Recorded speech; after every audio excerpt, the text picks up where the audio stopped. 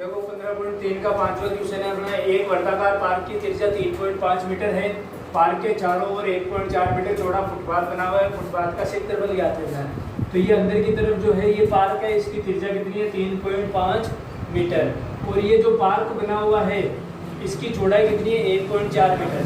1.4 metre. तो ये park का आपकी नज़र में कौन सी आकृति है?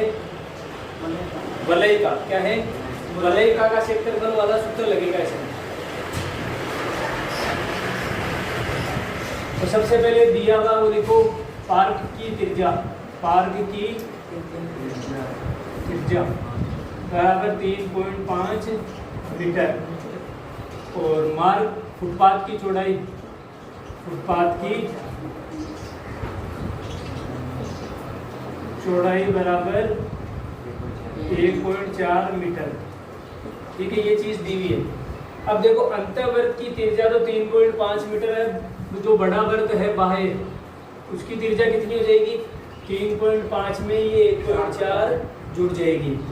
तो बाह्य वर्त की त्रिज्या, बाह्य वृत्त की त्रिज्या 3.5 प्लस 1.4 बराबर 4.9 मीटर। ये बाह्य वृत्त की त्रिज्या आ गई। अब ये जो फुटपाथ है ये वलय का बनाता है, वलय का ही है। तो अपन क्या करेंगे, फुटपाथ का क्षेत्रफल, फुटपाथ का क्षेत्रफल बराबर वलय का क्षेत्रफल लगाएंगे pi capital R plus small R, capital R minus small R. सूत्र में मान रख दो, पाई का मान 22/7, त्रिज्या एक बार बड़ी त्रिज्या में छोटी त्रिज्या जोड़ दो, 4.9 प्लस 3.5 और 4.9 माइनस 3.5, 22/7 गुना 8.4 गुना 1.4, दोनों को जोड़ा 8.4 और इसमें से ये घटाया 1.4। पॉइंट हटाए बट्टे में 10, पॉइंट हटाए बट्टे में 10, 7 से 14 गए 2 बार। 84 को 2 से गुना किया 168, 168/100। 22 को 168 से गुना किया 3696। कितने आए 3696। बट्टे में कितने हैं 100 का भाग देंगे तो 2 संख्या बाद पॉइंट 36.96 वर्ग मीटर, वर्ग मीटर। ये आ गया अपना फुटपाथ का क्षेत्रफल। मान लो अगर क्वेश्चन को बढ़ाता है भाई फुटपाथ पर रोड़ी डलवाने का या कुछ रोड बनाने का खर्चा इतनी दर से है, तो उस दर से इस क्षेत्रफल को क्या कर दो, गुणा कर दो, आपके वो खर्चा आ जाएगा। मान लो कह दे कि 1 मीटर स्क्वायर पर रोड़ी डलवाने का खर्चा 20 रुपये। कितने हैं 20 रुपये। तो 20 को क्या करेंगे 36.96 से गुणा कर देंगे तो पूरे जो ये फुटपाथ है ना, फुटपाथ, तो इसका क्षेत्रफल आ जाएगा। 20 रुपये तो बहुत कम है, ज़्यादा ही होंगे। तो वो जितना भी दर दे रखी हो उस दर को अगर क्षेत्रफल से गुणा कर देंगे तो खर्च आ जाएगा क्वेश्चन अगर बढ़ाता है। छठा जो क्वेश्चन है, त्रिज्या 8 सेमी वाले वर्त के अंतर्गत खींचे जा सकने वाले वर्ग का क्षेत्रफल ज्ञात कीजिए। यानी एक वर्ग है जिसकी त्रिज्या कितनी है 8 सेमी, उसके अंतर्गत खींचे जा सकने वाले वर्ग का क्षेत्रफल ज्ञात करना है। तो वर्ग का क्षेत्रफल का सूत्र क्या होता है, भुजा स्क्वायर। क्या होता है भुजा स्क्वायर। तो भुजा चाहिए, तो भुजा अपनी निकलेगी यहाँ से, भुजा अपनी निकलेगी इस त्रिज्या से, क्योंकि त्रिज्या दी हुई है। तो देखो 8 सेमी त्रिज्या है वर्ग की त्रिज्या। वर्ग की त्रिज्या कितनी है 8 सेमी।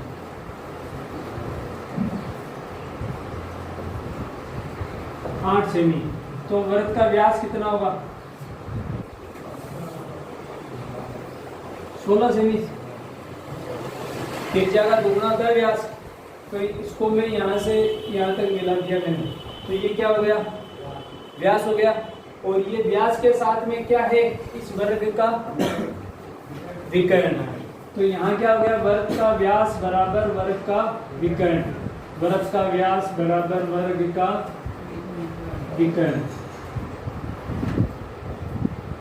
ठीक है, तो वर्ग का विकर्ण का मान कितना आ गया, वर्ग का विकर्ण बराबर हो गया 16 सेमी। भुजा ज्ञात करनी है ना। अब भुजा और विकर्ण का संबंध होता है, जो वर्ग का विकर्ण है वो भुजा का √2 गुना होता है। कितना होता है √2 गुणा, तो यहाँ विकर्ण दिया हुआ है तो भुजा निकालनी, तो क्या निकालनी है? हम जानते हैं कि वर्ग का विकर्ण का सूत्र क्या होता है? वर्ग का विकर्ण बराबर होता है √2 गुणा भुजा, √2 गुणा भुजा। अब भुजा का मान ज्ञात करना है, वर्ग का विकर्ण आया अपने पास 16, तो क्या करेंगे? वर्ग का विकर्ण की जगह रखते हैं 16, वर्ग का विकर्ण का मान रखते हैं 16 बराबर √2 गुणा भुजा, तो ये √2 इधर आ जाएगा, भुजा का मान आ जाएगा, तो भुजा बराबर 16/√2, 16/√2 सेमी, ये आ गया आपके वर्ग की भुजा। क्या आ गई? वर्ग की भुजा। अब आपको निकालना है वर्ग का क्षेत्रफल, वर्ग का